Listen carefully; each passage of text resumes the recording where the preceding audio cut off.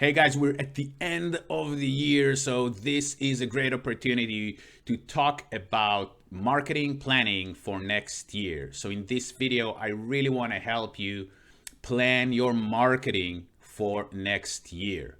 But before we start, click the subscribe and let's rock and roll. That's it. 2020 is almost over. We're in mid-December. It's a crazy year. It has been a very, very hard and weird and strange year, but we're almost done. Now, the question is what's going to happen in 2021?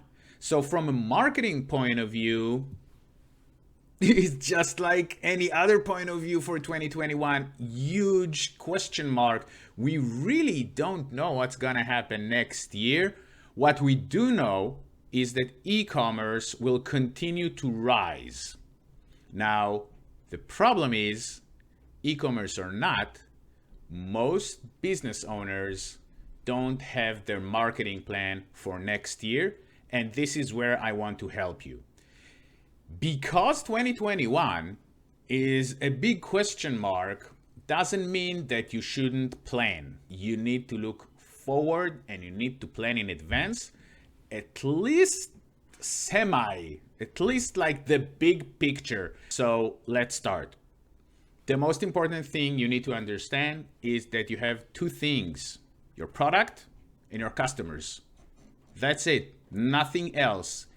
And you need to base your marketing on where they meet, where your customers meet your products. If they don't meet, that's why you don't sell. That's why you don't succeed. Many times people try to sell to the customers they would like to sell to, but sometimes those are not the right customers for the product or the service that you offer. First thing is, what product do I sell? What services do I offer? Understand your product and services. The second question is, what's your marketing budget for next year? Almost all of you say, oh, I don't know, I don't have any. Well, you should have. How much money did you make this year? How much budget went to marketing this year? Was it enough? Do you need more? Look at this year and plan for next year. Now, as a rule of thumb, your marketing expenses should be part of what you think will be your revenue next year. So let's say you say my revenues next year will be $3 million. What's the percentage I can allocate for my marketing activities? It can be 2%, 8%, 15%, 5%. The bigger, the better.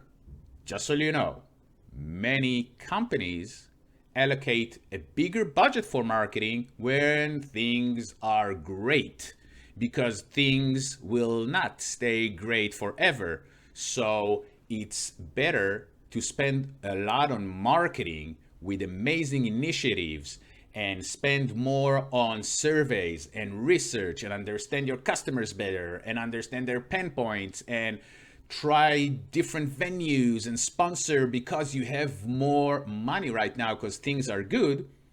So you postpone the bad days because the bad days will come. Now, who you're selling to? Who's your target customer? You might trying to sell to the wrong customer base. Ask yourself, is my product a good fit for my current customer? If everything was good and you had a lot of returning clients, that means that it's aligned. You are targeting the right customer base for your product. If it wasn't good, you need to change your product or your customer targeting. And now for the last question. Your marketing, where your customers meet your products.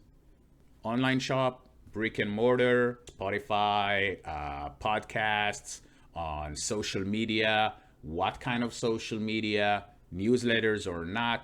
And from that, you need to start creating, okay, that's where my customers will meet my offering, my products next year. Text messaging, through lead magnets, social media, which social media, Google, not Google, organic, paid. And that's how you say, okay, that's going to be my marketing plan.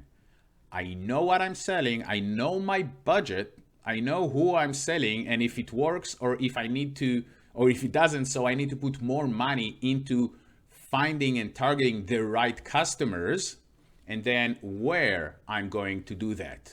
Always think, where do I want to be a year from now or 6 months from now?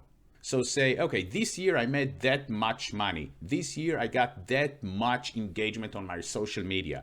This year I got X amount of traffic, X amount of conversion rate on my e-commerce. Next year I want to be that plus 50%. I want to be that times 3. I want to grow in 130%.